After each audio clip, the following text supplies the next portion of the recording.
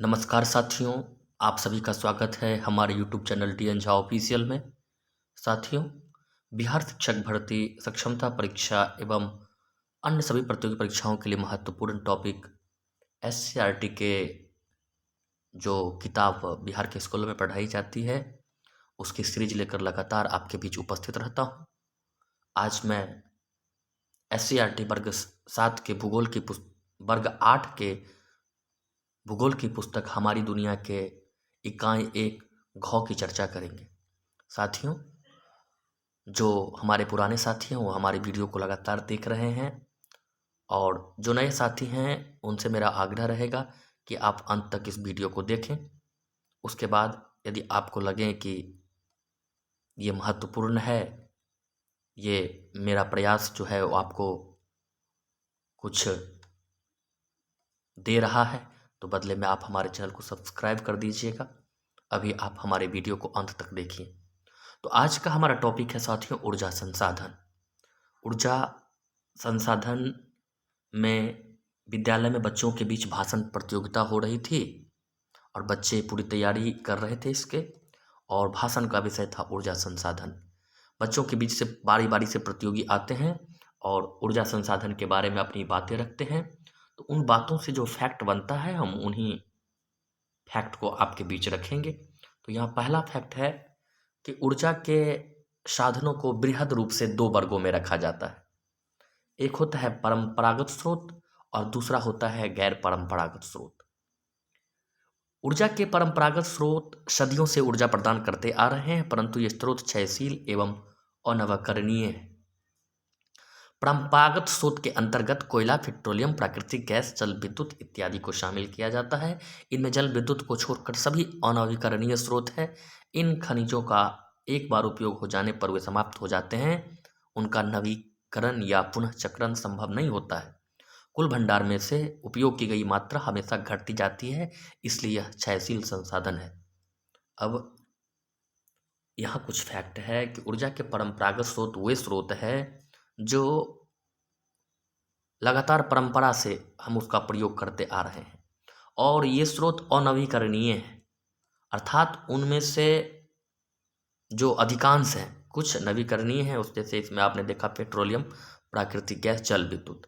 जल विद्युत को छोड़कर यहाँ सभी अनवीकरणीय हैं।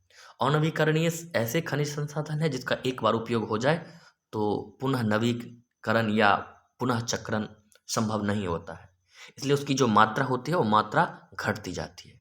तो आप परंपरागत स्रोत को समझ गए होंगे साथियों। कोयला, पेट्रोलियम, प्राकृतिक गैस, जल विद्युत इत्यादि इसमें शामिल है। ऐसा कहकर एक बच्चा अपनी बात समाप्त करते हैं, सभी ताली बजाकर इसका स्वागत करते हैं। उद्घोषक अब दूसरे बच्चों को बुला रहे हैं और कोयला जो ऊर्जा का महत्वपूर्ण स्रोत है, इसके बारे में अब्दुल लतीफ नाम का लड़का अब अपनी बात रख रहा है। तो भारत में कोयला शक्ति या ऊर्जा का मुख्य स्रोत है। देश में इसका कुल भंडार लगभग 26,454 करोड़ टन है। कोयला एक अवसादी चट्टान है जो वनस्पतियों के भूगर्भिक हलचलों के कारण भूमि में दब जाने से बनी है। साथियों, तो कोयला ऊर्जा का मुख्य स्रोत है और बहुत सारे उद्योगों के लिए एक बहुत आधार का ये काम करते हैं। भारत में इसका भंडारण जो है लगभग भंडार 26,454 करोड़ टन है, और कोयला एक अवसादी चट्टान है, यानी भूगर्भीय प्रक्रिया के द्वारा भूमि में जो वनस्पतियां दब जाती हैं वही लगातार ताप और दाब के कारण कोयला में परिवर्तित हो जाते हैं। आगे बढ़ते हैं। कोयला की किस्म कार्बन की मात्रा के आधार पर 4 किस्म है। प्रथम और जो उत्कृष्ट किस्म माना जाता है एंथ्रासाइट, उसमें कार्बन की मात्रा 90% से ऊपर। बिटुमिनस कार्बन की मात्रा 60 से 80%। लिग्नाइट कार्बन की मात्रा 50 से 70%। और पिट उसमें कार्बन की मात्रा 50% से कम होता है। तो इस महत्वपूर्ण फैक्ट को आप जान लीजिएगा, अपने मन मस्तिष्क में समा लीजिएगा। आगे बढ़ते हैं साथियों। कोयला उत्पादक देशों में संयुक्त राज्य अमेरिका, रूस, चीन एवं भारत का प्रमुख स्थान है। भारत में कोयला गोंडवाना समूह एवं टर्टरी युग की चट्टानों में पाया जाता है। कोयला भंडार का 98% हिस्सा गोंडवाना समूह में है। इस प्रकार के कोयले दामोदर, सोन, महानदी, गोदावरी, वर्धा नदियों की भ्रंश घाटियों में पाई जाती है। उत्पादक राज्यों में झारखंड का झरिया, बोकारो, धनबाद, गिरिडीह, कर्णपुरा एवं रामगढ़ छत्तीसगढ़ का चिरीमिरी, विश्रामपुर, झिलमिली, कोरबा, उड़ीसा का तालचर, पश्चिम बंगाल का रानीगंज, मध्य प्रदेश का सिंगरौली, सोहागपुर, उमरिया तथा मोहपानी एवं महाराष्ट्र का चांदा, वर्धा, कामपट्टी एवं बरदर प्रमुख है। टर्सरी कालीन कोयला असम, अरुणाचल प्रदेश, मेघालय, जम्मू कश्मीर में निकाला जाता है। टर्सरी युग की चट्टानों में निम्न कोटि का कोयला पाया जाता है। तो साथियों, यहाँ पर बहुत सारे प्रश्न फैक्ट है कि विश्व में कोयले का भंडार कहाँ कहाँ है। तो संयुक्त राज्य अमेरिका, रूस, चीन एवं भारत प्रमुख स्थान है इसका। भारत में गोंडवाना एवं टर्सरी समूह की चट्टानों में पाया जाता है। 98% हिस्सा गोंडवाना समूह में पाया जाता है कोयले भंडार का। और इस प्रकार के कोयले में दामोदर, सोन, महानदी, गोदावरी, प्रधा नदियों की भ्रंश घाटियाँ हैं। झारखंड का झड़िया, बोकारो का धनबाद, गिरिडीह, कर्णपुरा, रामगढ़ क्षेत्र, छत्तीसगढ़ का चिरीमिरी, विश्रामपुर, झिलमिली, कोरबा, उड़ीसा का तालचर, पश्चिम बंगाल का रानीगंज, मध्य प्रदेश सिंगरौली, सोहागपुर, उमरिया तथा मोहपानी, महाराष्ट्र का चांदा, वर्धा, कामपट्टी एवं बरदर, ये सब स्थान है जहाँ पर कोयले पाए जाते हैं भारत में। आप इस फैक्ट को याद कर लीजिएगा। आगे बढ़ते हैं। लिग्नाइट कोयला का उत्पादन तमिलनाडु के लिग्नाइट बेसिन तथा राजस्थान, गुजरात एवं जम्मू कश्मीर में होता है। तो लिग्नाइट कोयला का उत्पादन तमिलनाडु के लिग्नाइट बेसिन तथा राजस्थान, गुजरात एवं जम्मू कश्मीर में होता है। ये कहकर अब अब्दुल लतीफ भी अपनी बात समाप्त कर देते हैं। बच्चे ताली बजाकर उनका स्वागत करते हैं। अब उद्घोषक पुनः एक छात्र का नाम सुखविंदर का लेते हैं और बताते हैं कि वे सुखविंदर आएंगे और पेट्रोलियम के बारे में आपको बताएंगे। सुखविंदर बताते हैं, भारत में पेट्रोलियम पहली बार 1866 में पता चला तथा 1890 में डिगबोई में पहली बार तेल मिला। इसके बाद 1959 में खंभात के क्षेत्र में और फिर 1975 में मुंबई हाई तेल क्षेत्र का पता चला।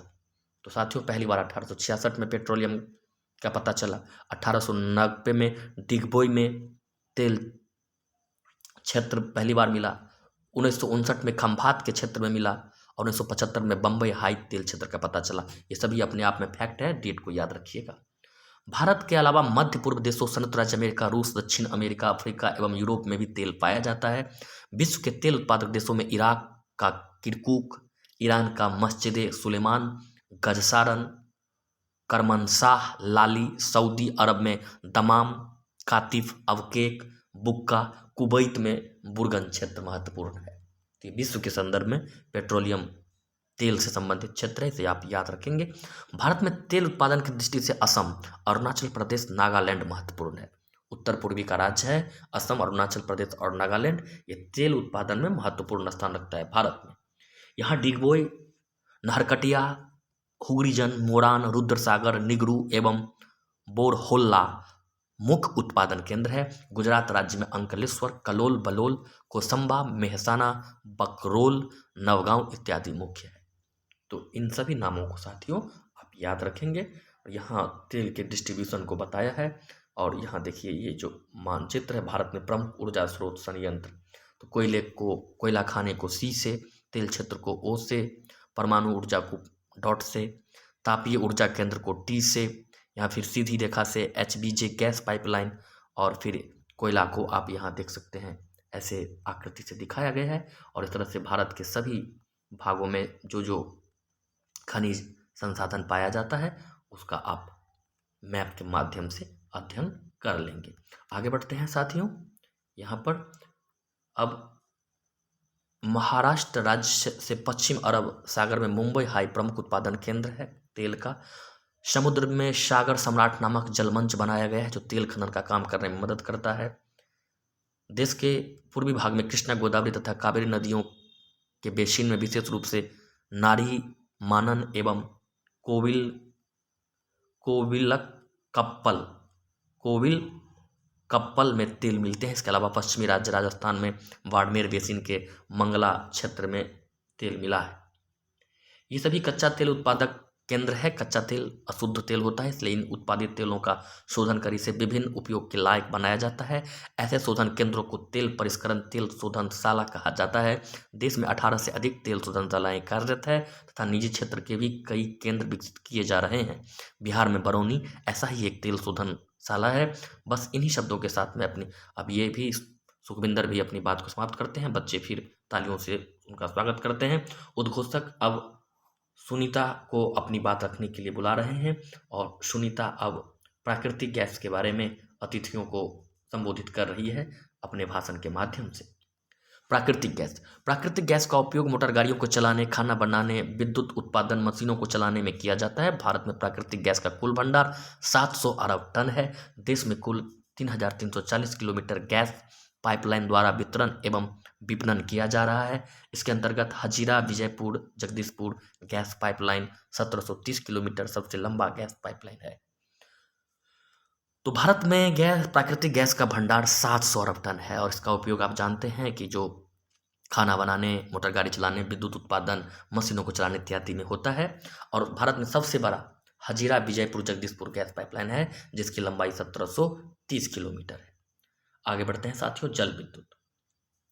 देश में जल विद्युत का पहला संयंत्र 1897 में दार्जिलिंग में लगाया गया था। बाद में कावेरी नदी के शिव समुद्रम कर्नाटक में इसका सफल एवं व्यवस्थित उत्पादन शुरू हुआ। इसके बाद देश में बहुउद्देशीय नदी घाटी परियोजनाओं द्वारा कई जल विद्युत उत्पादन केंद्र विकसित किए गए।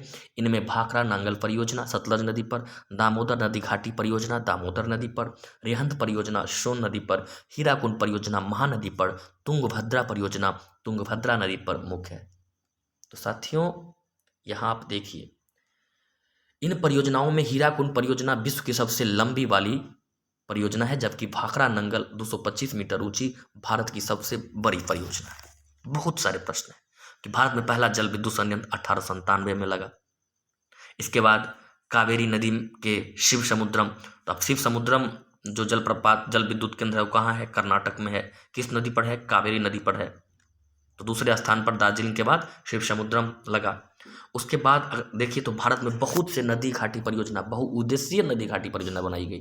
बहुउद्देशीय क्यों? क्योंकि उसमें बहुत सारे उद्देश्य, सिंचाई भी, बिजली का उत्पादन भी, बाढ़ को रोकना, बहुत सारे उद्देश्य उसमें शामिल थे, इसलिए उनका नाम बहुउद्देशीय नदी घाटी परियोजना दी गई।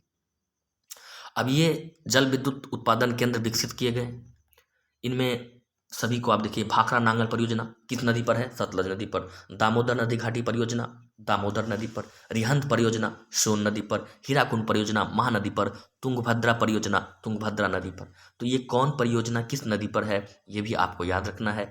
भारत की सबसे लंबी बांध वाली परियोजना हीराकुंड परियोजना है जो कि महानदी पर है, जबकि भाखड़ा नांगल भारत की सबसे बड़ी परियोजना है। सबसे लंबी परियोजना हीराकुंड परियोजना है और सबसे बड़ी परियोजना जिसकी ऊंचाई 225 मीटर है वो भाखड़ा नांगल है। तो बहुत महत्वपूर्ण फैक्ट है साथियों।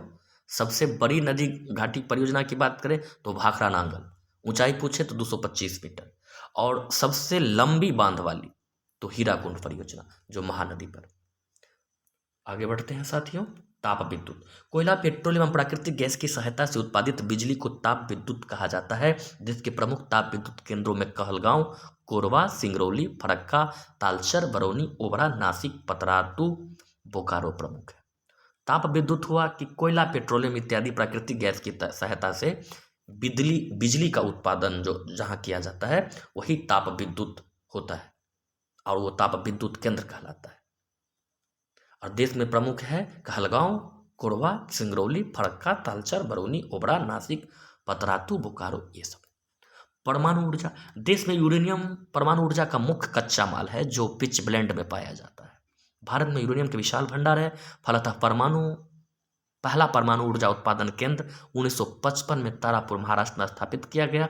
इसके बाद राणा प्रताप सागर केंद्र कोटा राजस्थान में, कलपक्कम तमिलनाडु में, नरोरा उत्तर प्रदेश में, ककरापारा गुजरात में, कैगा कर्नाटक में, कुडनकुलम तूतीकोरिन तमिलनाडु में स्थापित किया गया।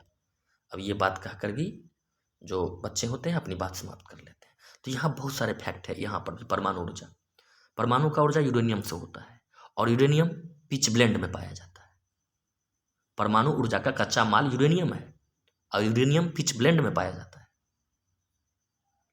भारत में यूरेनियम के विशाल भंडार है। भारत में पहला परमाणु ऊर्जा उत्पादन केंद्र 1955 तारापुर महाराष्ट्र में। इसके बाद और भी कई जगह पर स्थापित हुआ।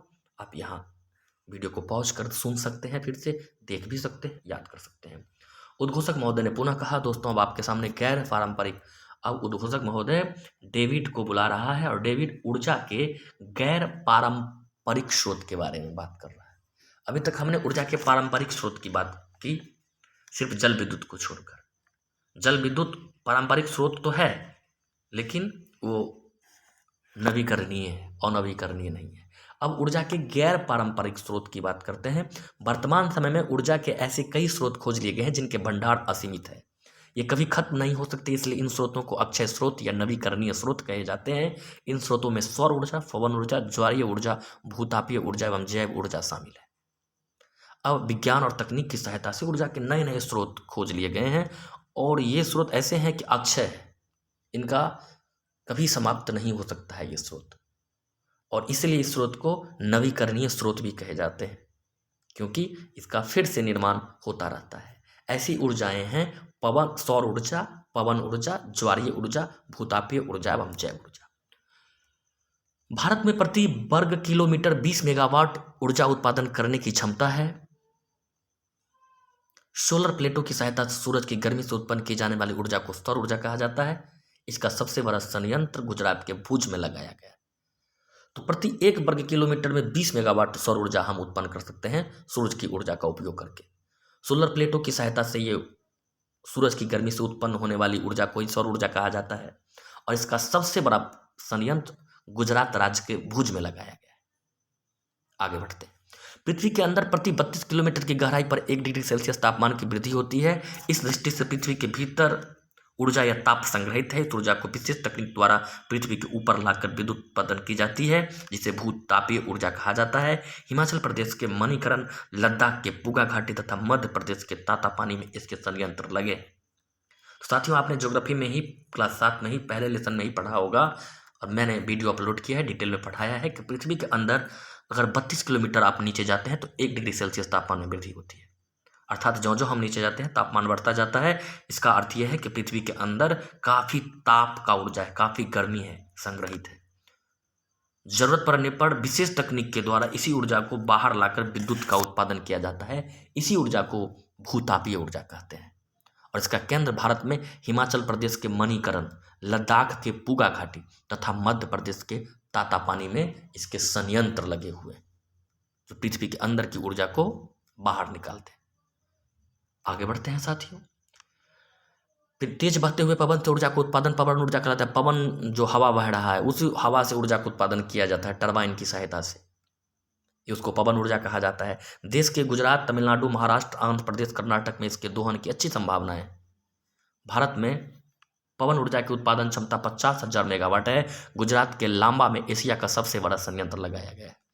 तो सौर ऊर्जा का भी सबसे बड़ा संयंत्र गुजरात के भुज में था, और पवन ऊर्जा का भी सबसे बड़ा संयंत्र गुजरात के लांबा में है, याद रखिएगा।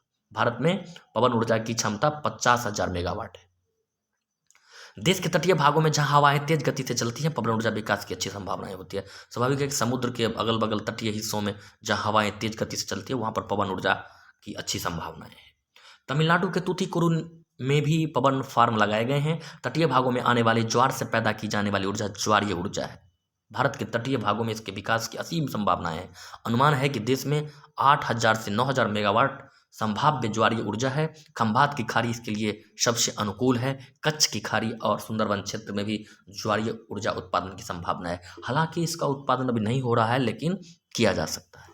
8,000 से 9,000 मेगावाट तक ज्वारीय ऊर्जा की संभावना भारत में है। यानी समुद्र के तटीय हिस्सों में जो समुद्र की ज्वार आती हैं, तो उससे उत्पादन करने वाली ऊर्जा ज्वारीय ऊर्जा है। कच्छ की खाड़ी, सुंदरवन क्षेत्र में भी इनके लिए बढ़िया संभावना है। खंभात की खाड़ी में भी ज्वारीय ऊर्जा उत्पादन की संभावना है। संसाधन संरक्षण, डेविड ने आगे कहा, मित्रों में आपका ध्यान ऊर्जा संरक्षण की ओर। अब डेविड इसके साथ साथ अब ऊर्जा संरक्षण की बात भी कर रहा है कि जो भी ऊर्जा के स्रोत हैं, क्योंकि ऊर्जा संसाधनों के अंतर्गत परंपरागत स्रोत क्षयशील एवं अनवीकरणीय, परंतु उसकी आवश्यकता एवं जरूरत हमेशा रहती है। अब ऐसा नहीं है कि जो कोयले हैं उसकी जरूरत आगे नहीं होगी। तो अब हमें क्या करना है कि संरक्षण करना है। हमें छोटे छोटे संकल्प लेने हैं, हमें इसके उपयोग में कुछ सावधानियां बरतनी है। क्या क्या, आप देखिए। हम संसाधनों का विवेकपूर्ण इस्तेमाल करेंगे। सभी से शपथ दिलवा रहे हैं, संकल्प दिलवा रहे हैं डेविड, सभी दोहरा रहे हैं साथ साथ, जितने भी दर्शक दीर्घा में बैठे लोग हैं। इनके विकल्प की खोज कर उसके उपयोग को बढ़ावा देंगे। बिना जरूरत ऊर्जा या विद्युत का उपयोग नहीं करेंगे। खनिज एवं ऊर्जा के पारंपरिक स्रोत के नए भंडारों की खोज करेंगे। ऊर्जा का खुद मितव्ययता पूर्वक उपयोग करेंगे तथा इसके लिए अन्य लोगों को भी जागरूक करेंगे। सबने इस बात को दोहराया। डेविड अपनी बात समाप्त की। ऐसा कहकर उद्घोषक ने सभी बच्चों को वक्तव्य के लिए धन्यवाद दिया। इसका श्रेय भूगोल विषय के शिक्षक गोविंद जी को धन्यवाद देते हुए अब ये कार्यक्रम समाप्ति की घोषणा करते हैं। अब हम बहुविकल्पीय प्रश्न की तरफ बढ़ते हैं साथियों। अब मैं यही कहना चाहूँगा कि अगर आपने हमारा क्लास ध्यान से सुना है तो सारे बहुविकल्पीय प्रश्न ऐसे ही बन जाएंगे। गोंडवाना कालीन चट्टानों में किस खनिज के भंडार मिलते हैं? कोयला। देश में 98% कोयला गोंडवाना कालीन चट्टानों में मिलते हैं। कोयला का सर्वोत्तम किस्म कौन सा है? एंथ्रासाइट। सिंगरौली कोयला क्षेत्र किस राज्य में है? मध्य प्रदेश में है। हुगरी जन में किसका उत्पादन होता है? पेट्रोलियम का। नॉर्थ ईस्ट का क्षेत्र है। पवन ऊर्जा उत्पादन से संबंधित क्षेत्र है लांबा, गुजरात का। और सौर ऊर्जा में भी आपने देखा भुज। पूगा घाटी प्रसिद्ध है भूताप के लिए। पूगा घाटी भूताप के लिए प्रसिद्ध है। अब खाली स्थानों को भरना है। कल्पक्कम में परमाणु ऊर्जा का उत्पादन होता है। भाखड़ा नंगल 225 मीटर ऊंची परियोजना है जो भारत की सबसे बड़ी परियोजना है। और सबसे लंबी नदी घाटी परियोजना कौन है? आपने देखा होगा हीराकुंड बांध जो है सबसे लंबी बांध है जो महानदी पर है। अंकलेश्वर में पेट्रोलियम का उत्पादन होता है। मथुरा तेल शोधन केंद्र की चर्चा इस किताब में नहीं मिली, लेकिन मथुरा है तो उत्तर प्रदेश में है, इसलिए उत्तर प्रदेश राज्य में है।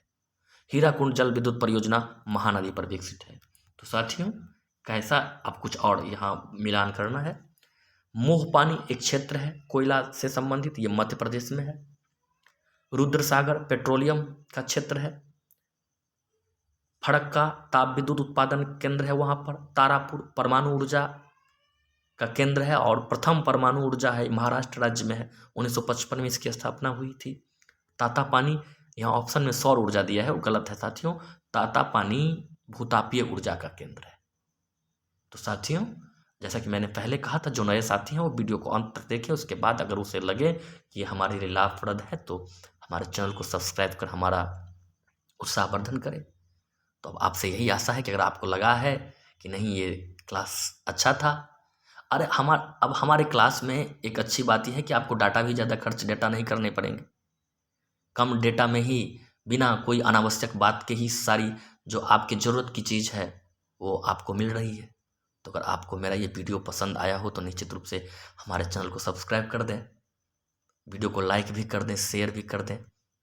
वीडियो को अंत तक देखने के लिए, सुनने के लिए आप सभी का हृदय से धन्यवाद।